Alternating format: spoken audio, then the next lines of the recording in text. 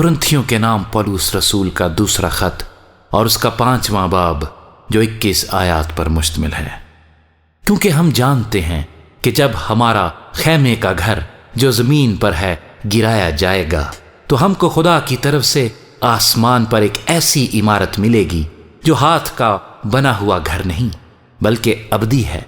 चुनाचे हम इसमें कराहते हैं और बड़ी आरजू रखते हैं कि अपने आसमानी घर से मुलब्बस हो जाए, ताकि मुलब्बस होने के बाइस नंगे ना पाए जाएं।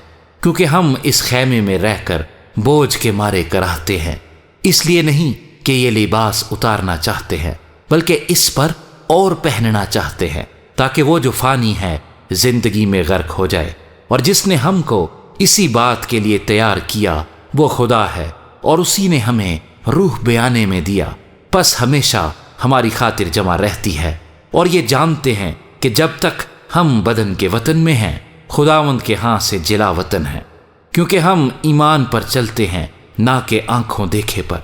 गर्ज हमारी खातिर जमा है और हमको बदन के वतन से जुदा होकर खुदावंद के वतन में रहना ज्यादा मंजूर है।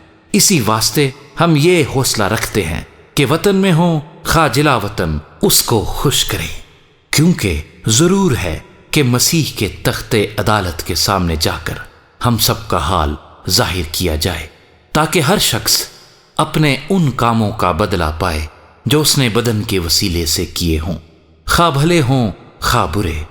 बस हम खुदावंद के खौफ को जानकर आदमियों को समझाते हैं और खुदा पर हमारा हाल जाहिर है, और मुझे उम्मीद है कि तुम्हारे दिलों पर भी जाहिर होगा।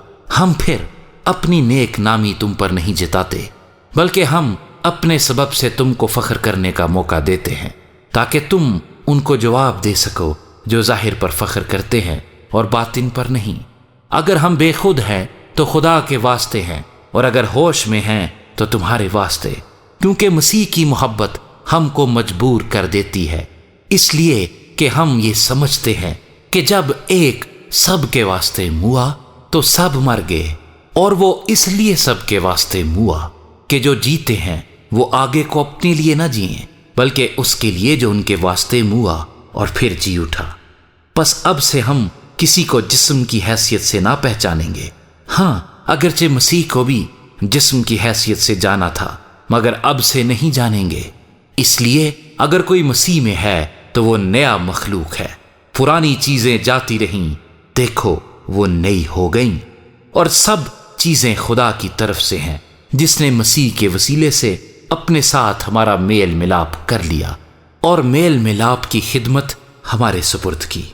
मतलब यह है कि खुदा ने मसीह में होकर अपने साथ दुनिया का मेल मिलाप कर लिया और उनकी तकसीरों को उनके जिम्मे ना लगाया, और उसने मेल मिलाप का पैगाम हमें सौंप दिया है।